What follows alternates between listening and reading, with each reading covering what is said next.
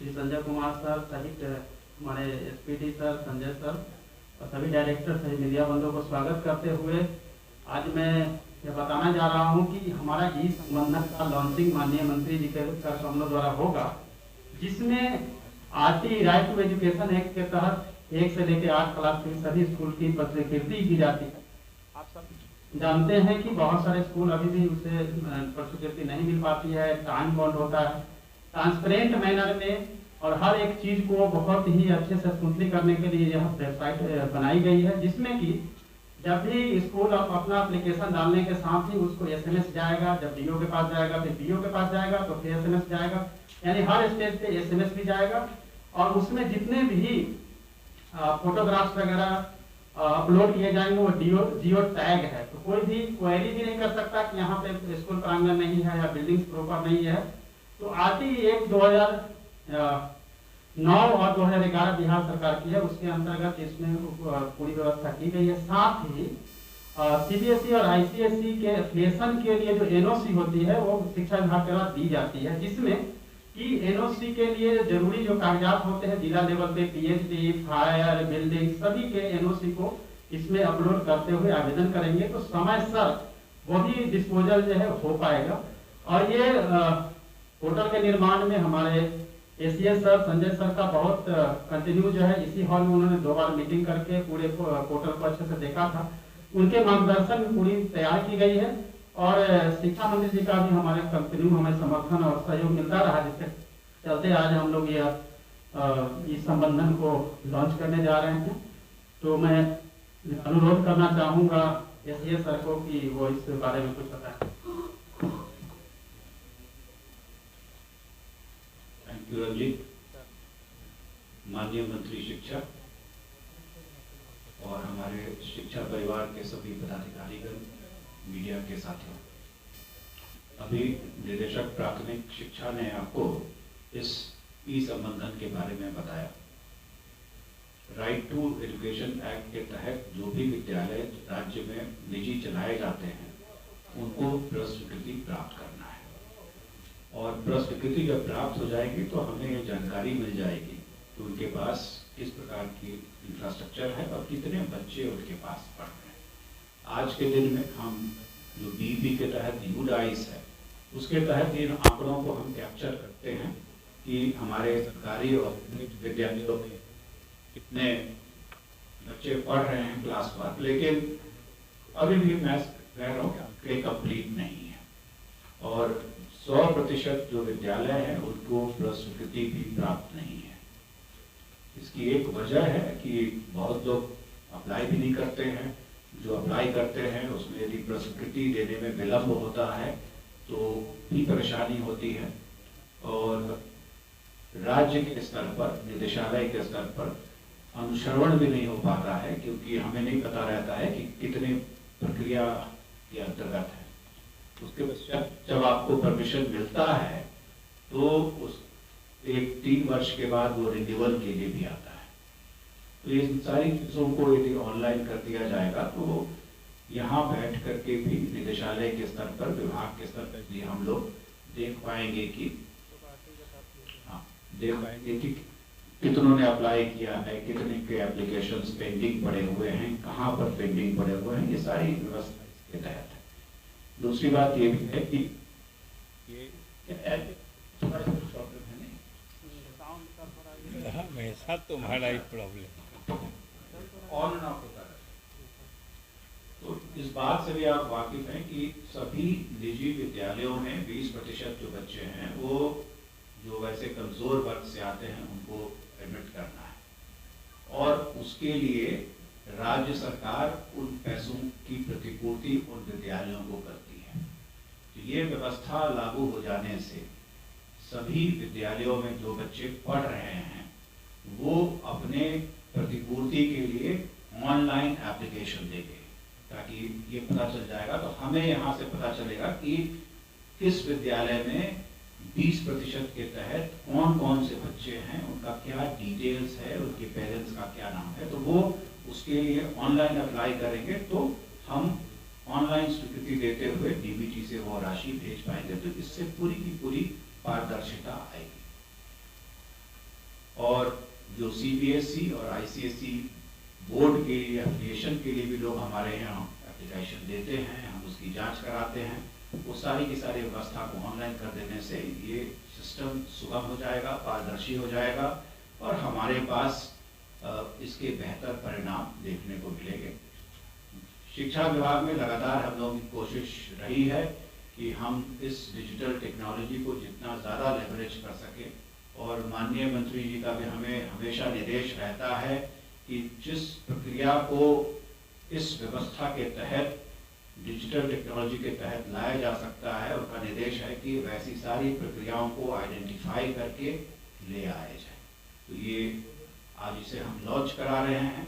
इसके पश्चात जो ट्रांसफर्स होने हैं टीचर्स के, वो भी सॉफ्टवेयर हम लोगों ने तैयार कर लिया है in due course of time, उसको भी हम लोग लॉन्च करके इस व्यवस्था को लागू करेंगे। ये हम लोगों के लिए आज अच्छा दिन है कि ये व्यवस्था ई-संबंधन पोर्टल का शुभारंभ किया जा रहा है। आपको याद होगा इसके पहले माननीय मंत्री जी ने इसी प्रांगण में ई-लॉट्स का भी शुभारंभ किया था, जो e-library for teachers and students है, और उसके भी अच्छे परिणाम हमें देखने को मिल रहे हैं। हमारे मीडिया के साथी यहाँ पर हमारे साथ हैं, और खासकर सोशल मीडिया प्लेटफॉर्म में भी आप लोग लिखते रहते हैं, तो हमारा आप लोगों से सादर अनुरोध होगा कि इसकी भी थोड़ी सी आपके स्तर से भी यदि वक्त पर लिखा जाए और इसकी पब्लिसिटी होती रहे, तो ज़्यादा से ज़्यादा बच्चे इस ई-लॉट्स का भी प्रयोग कर सकेंगे। अब मैं ज़्यादा वक्त नहीं लेते हुए मैं माननीय मंत्री शिक्षा से अनुरोध करना चाहूँगा कि वो ई-संबंधन जो एक ऑनलाइन एप्लीकेशन का सिस्टम है, NOC पोर्टल है, उसका लोकार्पण करें, और ताकि इस व्यवस्था को सुचारू रूप से चलाया जा सके। माननीय मंत्री शिक्षा।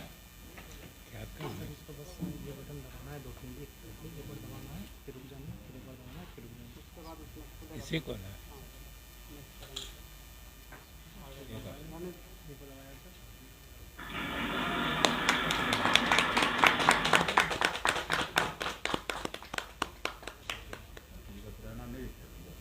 हुआ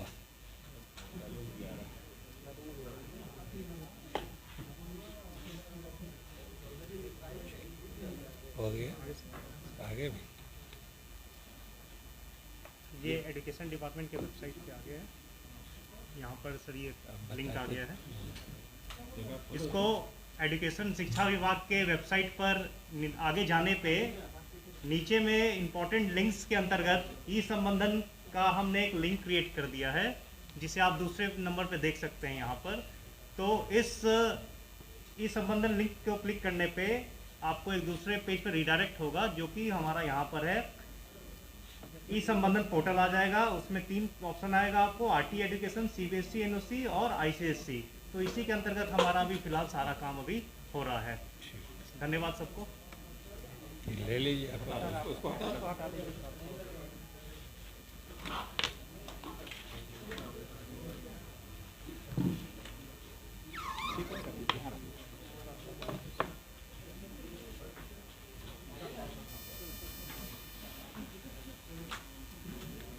इस कार्यक्रम में उपस्थित शिक्षा विभाग के अपर मुख्य सचिव श्री संजय जी के साथ उपस्थित सभी हमारे पदाधिकारीगण एवं मीडिया के साथी,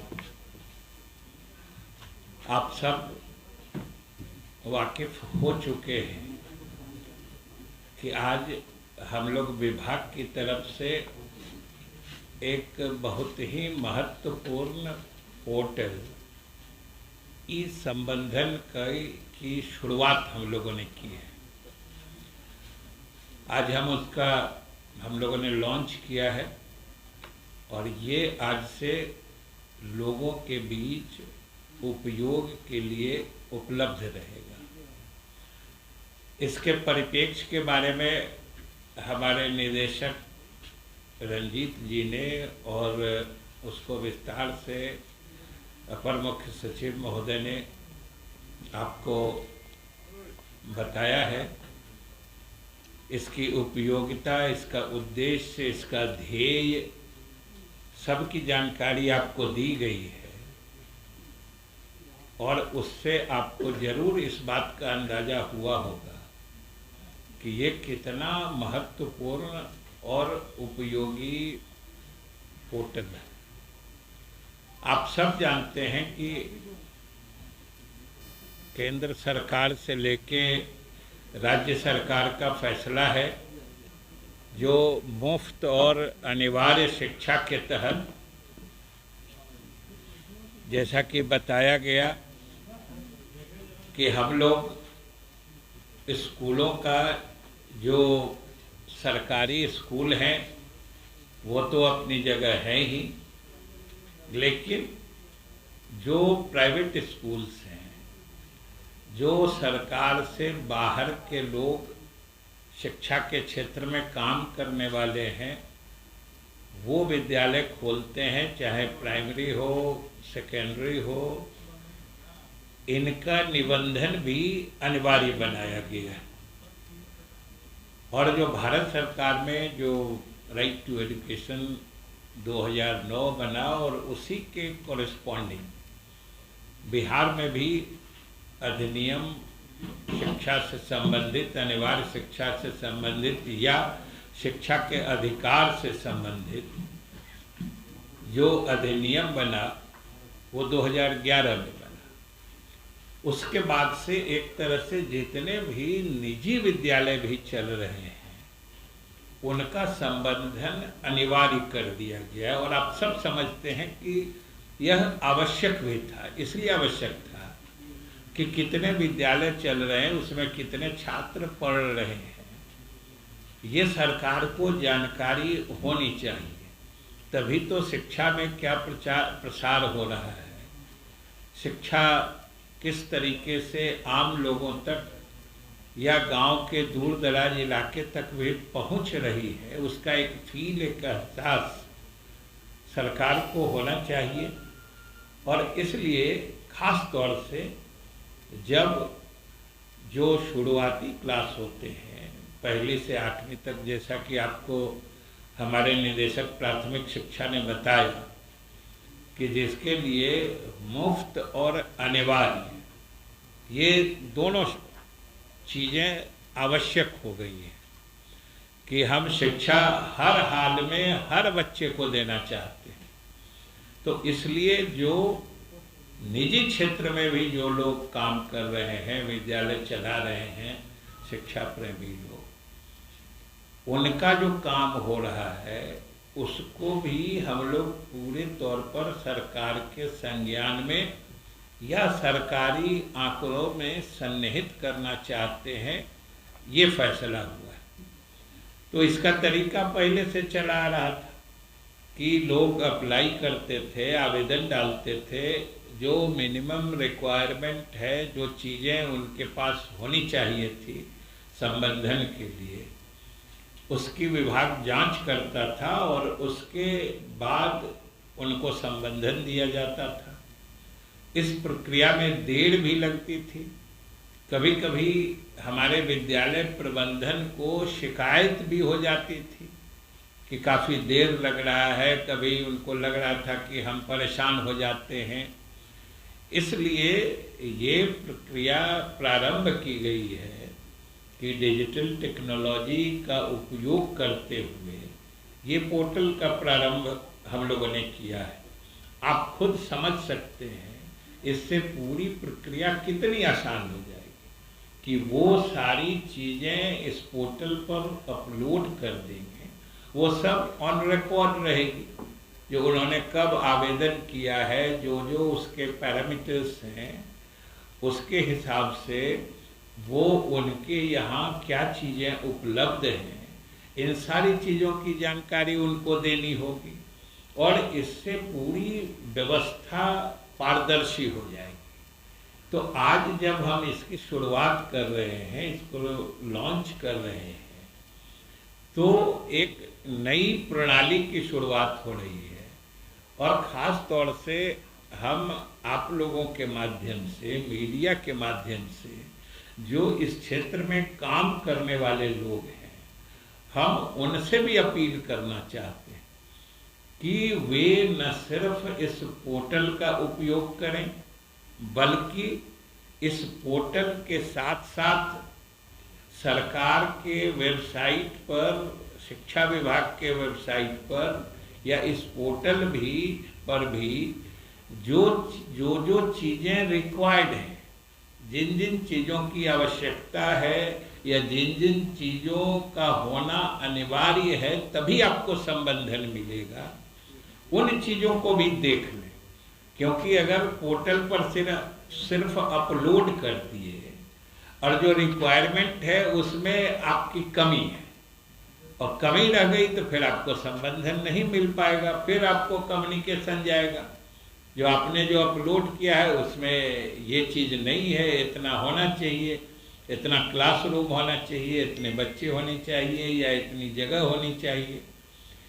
तो ये सब चीज़ें भी पारदर्शी तरीके से सबको पता हो जाएंगी और सब लोग उस हिसाब से ही एक दफ़ा ही हम यही कहेंगे कि आप पोर्टल पर अपनी सूचनाएं अपलोड करने से पहले सरकार किन किन चीज़ों को देखना चाहती है, किन किन चीज़ों की जानकारी चाहती है, उन चीज़ों की जानकारी आप स्पष्ट रूप से पहली दफ़ा जब आप पोर्टल पर अपलोड कर रहे हैं उसी समय दे दें, नहीं तो फिर पहले वाली परेशानी बची की बची रह जाएगी।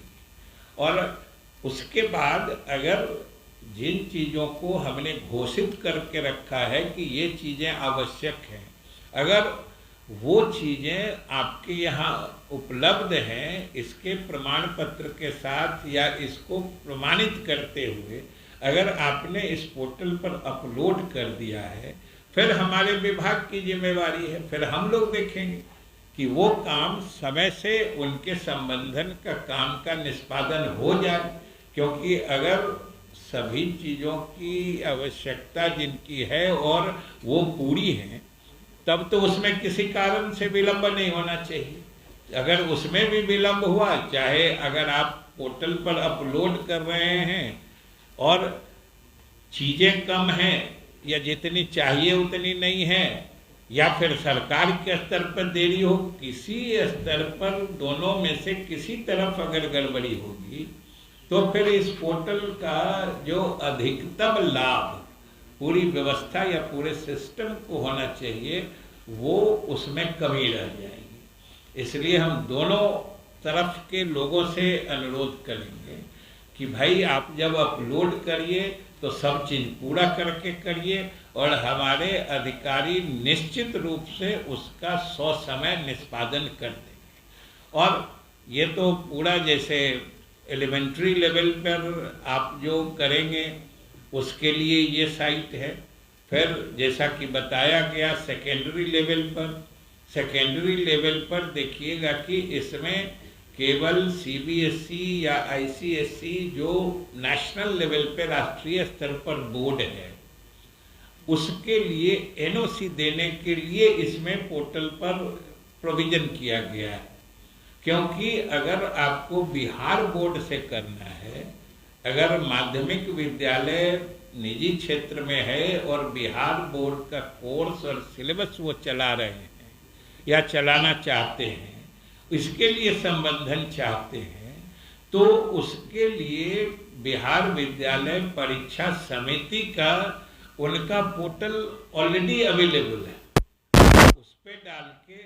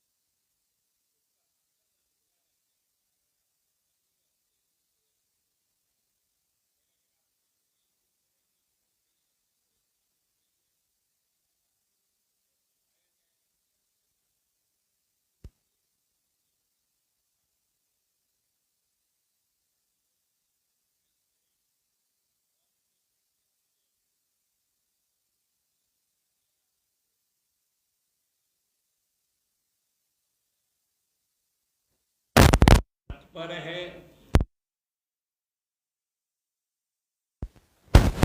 कि इस दिशा में कार्यरत प्रयासरत है।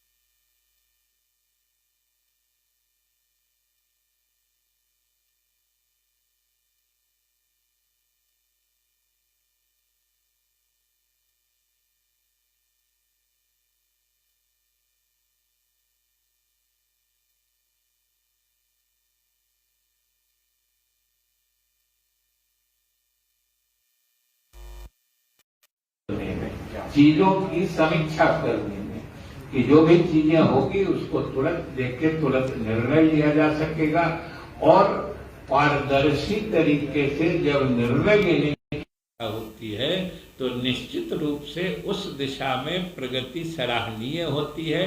और इसी आशा और शुभकामना के साथ कि इस पोर्टल से हमारे निजी क्षेत्र के जो प्रयास करने वाले, जो शिक्षा जगत में काम करने वाले लोग हैं, उनको भी सहूलियत होगी और सरकार को भी इसका फायदा मिलेगा। इन्हीं शुभकामनाओं के साथ हम अपने अधिकारियों को, अपर मुख्य सचिव से लेके हमारे रंजीत जी और सारे टीम, सारे विभाग के लोगों ने, जिन लोगों ने भी इसमें मेहनत की है, हम उनको धन्यवाद देते हैं, हम उनकी सराहना करते हैं, प्रशंसा करते हैं और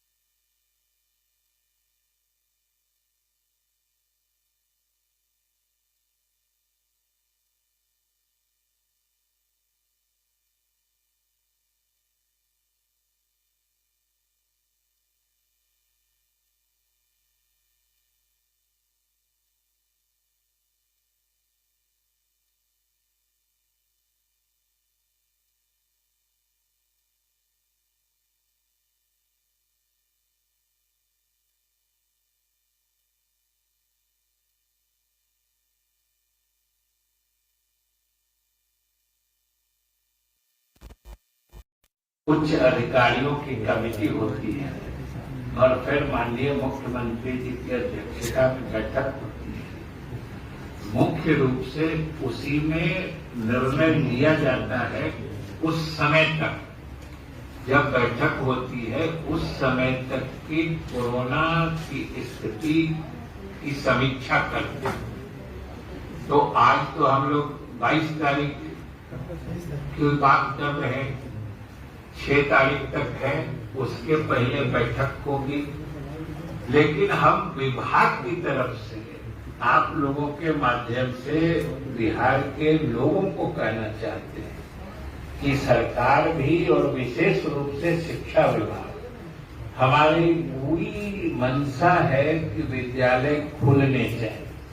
हम चाहते हैं कि हमारे विद्यालय खुले, क्योंकि लगातार विद्यालय बंद रहने से छात्रों पर इसका कुप्रभाव पड़ता है और विशेष रूप से जो शुरुआती प्राथमिक या मध्य विद्यालय तक के छात्र होते हैं, जो विद्यालय में सिर्फ पाठ ही नहीं पढ़ते हैं, बहुत चीजें सीखते हैं, तो वो अगर लगातार पिछले साल 1.5 साल से जैसे लगातार विद्यालय बंद चल रहे हैं, ये बहुत ही एक तरह से समझिए अलार्मिंग स्थिति होती है, विषम परिस्थिति होती है कि बच्चे कहीं पढ़ाई से तो विमुख नहीं हो जाए। इसलिए हम लोग उत्कट इच्छा रखते हैं कि हमारे विद्यालय खुले।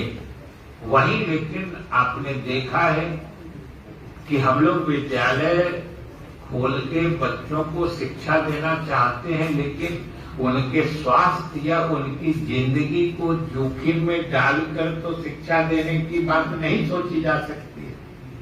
और जिस ढंग से अभी जो सेकेंड वेव आया था, थर्ड वेव की भी बात चल ही रही है। कभी कभी किसी दिन आ जाता है कि नहीं, आना अवश्यम भावी है, इमिनेंट है, आ ही रहा है। कभी होता है केरल में आ गया, कभी महाराष्ट्र में आ गया। तो इससे संशय और बड़ा ही मतलब समझिए कि अजीबोगरीब स्थिति होती है जब इच्छा रहते हुए कोई निर्णय लेने में हम लोग आशंकित और आतंकित हो जाते हैं। इसलिए अभी देखिए और सब लोग मनाइए कि कोरोना नियंत्रित रह गया तो हम लोग निश्चित रूप से विद्यालयों को जल्द से जल्द खोलना चाहते हैं। इसी क्रम में जो +2 यानी 11वीं 12वीं और हमारे महाविद्यालय विश्वविद्यालय स्तर की कक्षाएं प्रारंभ हो गई हैं, उसमें भी 50% अटेंडेंस के साथ चल रहा है। वैसे एक थोड़ा उत्साहजनक समाचार अभी हम लोगों ने कल देखा है ICMR का, कि आमतौर पर उन्होंने कहा है, लेकिन ये आकलन सबसे बड़ी चीज है कि समय समय पर बदलते रहता है। आज जो आकलन देखते हैं वैज्ञानिकों या चिकित्सकों का, कल होके देखते हैं उससे कुछ अलग चीजें आ गई। तो कल जो ICMR की तरफ से बताया गया है कि जितना 60-70% लोगों में एंटीबॉडी बन चुका है, फिर या बच्चे वयस्कों से ज्यादा सुरक्षित है, एक ये भी मतलब उनकी स्टडी आई है। लेकिन सवाल है कि अभी तो सब कुछ ट्रायल एंड एरर बेसिस पे चलता है। अगर हम तो यही कहेंगे कि हम लोग सब लोग मिल के ईश्वर से मनाएं कि इस कोरोना को नियंत्रित रखें, स्थिति में और ज्यादा बेहतरी आए और ज्यादा कोरोना नियंत्रित हो जाए, तो हम लोग विद्यालय खोलने की इच्छा रखते हैं और खोलना भी चाहिए। सर, नियोजित शिक्षकों का जो फोल्डर अपलोड का मामला था 20 तारीख तक आपने दिया था, उसमें क्या अपडेशन है सर? अपडेशन उसकी तो जिन लोगों ने दिया है उसका फिगर, फाइनल फिगर विभाग की तरफ से आपको बता दिया जाएगा कि कितने लोगों ने दिया है, कितने लोगों का बचा है। लेकिन ये अंतिम समय था, क्योंकि 5 वर्ष से आप सब जानते हैं कि 2016 से निगरानी विभाग माननीय उच्च न्यायालय के निर्देश के बाद जांच कर रही है। तो विभाग ने भी ये निर्णय लिया कि अब इस जांच प्रक्रिया का अंत होना चाहिए और काफी समय दे दिया गया। जिन लोगों ने दिया है उनके भी जो सर्टिफिकेट्स अभी तक तो ऑनलाइन उन लोगों को कहा गया था, उन लोगों ने ऑनलाइन अपलोड किया है। जिन लोगों ने नहीं दिया है उस पर अब विभाग निर्णय करेगा, क्योंकि विभाग ने पहले ही कह रखा है कि अगर इस समय सीमा के अंदर जो लोग अपनी सूचनाएं अपलोड नहीं करते हैं तो ये मान लिया जाएगा कि उनको कुछ नहीं करना है। तो उस परिस्थिति में विभाग उनके संबंध में भी निर्णय लेगा और जिन लोगों ने अपलोड किया है उसके सर्टिफिकेट्स या जो चीज अपलोड किए गए हैं उनकी प्रामाणिकता, उनकी वैलिडिटी, उनका भी सत्यापन करा लिया जाएगा।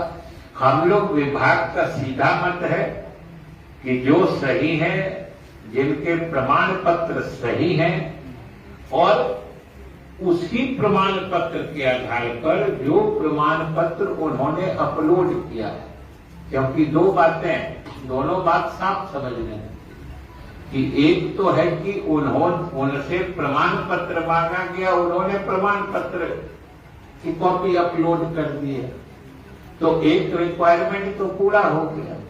विभाग को ये भी देखना है कि उनके उसी प्रमाण पत्र के आधार पर उनका नियोजन हुआ है, ये दूसरी बात है। और तीसरी बात है कि जिन्होंने नहीं दिया है उन्होंने तो नहीं ही दिया है। तो इन सारी चीजों के बारे में अब वो तिथि समाप्त हो गई है और उसके बारे में कितने बच गए, इन्होंने दिया है, जिन्होंने दिया है उनके सही हैं, वो मानने लायक हैं कि नहीं मानने लायक हैं, इन सारी चीजों की समीक्षा करके विभाग आप लोगों को विधिवत जानकारी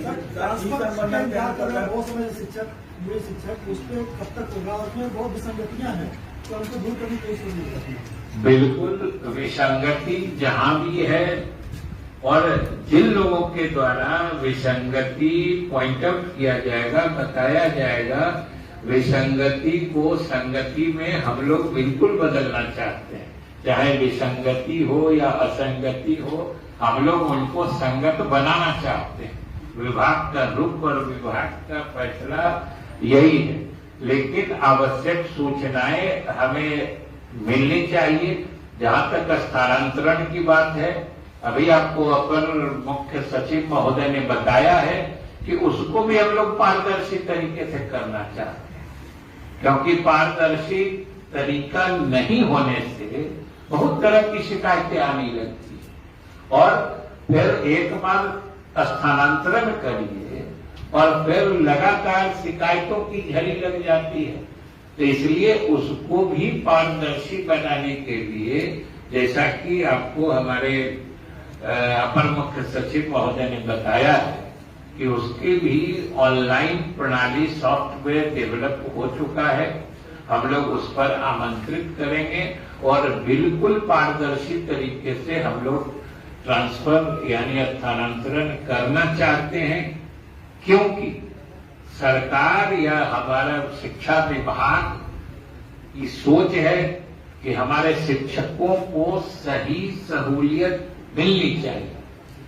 वो अगर शिक्षक सही सहूलियत से नहीं रहेंगे तो फिर वो अच्छी शिक्षा दान नहीं कर सकते। इसलिए हम शिक्षकों को व्यवहारिक सीमा तक उनको सहूलियत और सुविधा देना चाहते हैं। इसीलिए हम लोग पारदर्शी तरीके से ट्रांसफर करेंगे, उनको सुविधा देंगे। हमारी बस एक ही गुजारिश, एक ही अपील है विभाग की तरफ से और सरकार की तरफ से कि वो भी उनसे जो अपेक्षा है कि विद्यालयों का शैक्षणिक माहौल में सुधार करें, जो वो मुख्य उनका काम है। हमारे छात्र छात्राओं को ऐसी शिक्षा, अच्छी शिक्षा दें कि लगे कि शिक्षा का माहौल बदल रहा है। यही उनसे अपेक्षा है, बाकी उनकी सुविधाओं का हम लोग पूरा ख्याल रखें। सर, कई मिशनरीज और जेसुइट्स की स्कूलें हैं जिनमें आईसीएसई, सीबीएसई, बिहार बोर्ड, तीनों बोर्ड संचालित होती है। क्या उनके लिए कोई मापदंड रखा गया, फीस स्ट्रक्चर पर कोई पैरामीटर सेट किया गया सरकार की तरफ से? कई ऐसी जेसुइट्स और मिशनरीज की स्कूल है बिहार में जहां पर आईसीएसई, सीबीएसई और बिहार बोर्ड तीनों संचालित होती है। क्या उन स्कूलों के लिए कोई पैरामीटर? एक ही स्कूल में तीनों कैसे संचालित? कई ऐसी स्कूलें हैं सर, संदेवेश ले तो लो, वो के लिए अलग अलग व्यवस्था होती है। वही सर, सरकार ने क्या उनके लिए कोई मापदंड या नहीं, तो तीनों के लिए अलग अलग मापदंड हमने बताया। आपने जो कहा तो वो तो 3 तरीके से की पढ़ाई हुई है, वो तो 3 तरीके की पढ़ाई हुई। अगर आप ही एक बॉडी है, कोई जैसे मिशन हो या कोई सोसाइटी हो, अगर वो एक जगह सीबीएसई का स्कूल खोल रहा है, दूसरे रिक्वायरमेंट के हिसाब से बिहार बोर्ड की पढ़ाई करता है, दोनों का रिक्वायरमेंट अलग अलग पूरा करता है, अलग अलग चलाता है, तो उसमें फिर क्या दिक्कत? अल्टीमेटली बात इतनी ही है कि सरकार द्वारा निर्धारित पैरामीटर के हिसाब से उसको चलना है। फीस स्ट्रक्चर पर भी कोई पैरामीटर सेट किया गया सर? फीस स्ट्रक्चर जो होता है उसको तो है। सर, एक सवाल है, जो काउंसलिंग से जो छात्र चयनित हुए हैं उसको नियुक्ति पत्र कब तक मिल जाएगा? पहले फेज वो तो प्रक्रिया पूरी होगी, मिल जाएगी। आपने बोला था 15 अगस्त में वो झंडा फहराएंगे अपने स्कूल से। शिक्षक झंडा जो नियुक्त होंगे अभी वो झंडा फहराते हैं कि वहाँ झंडा भी फहराएगा तो जो प्रभारी होगा तो न फहराएगा। और तो स्कूल में शामिल हो जाएंगे वो झंडा फहराने में? प्रक्रिया हमने पहले भी कहा था कि नियुक्ति प्रक्रिया जो इतने 2 वर्षों से लंबित थी, हम लोगों ने शुरू कर दिया है और नियुक्ति प्रक्रिया जारी है। नियुक्ति प्रक्रिया पूर्ण होते ही सभी शिक्षकों को नियुक्ति पत्र दे दिए जाएंगे। साथ में आप सभी को ऑल द बेस्ट। अगस्त में होने वाले काउंसलिंग के लिए आप लोग का चयन वहाँ पे होगा, इसलिए अपसेट नहीं होना है। अपने नियरेस्ट मिलिट वाले जगह पे जरूर जाए। Thank you.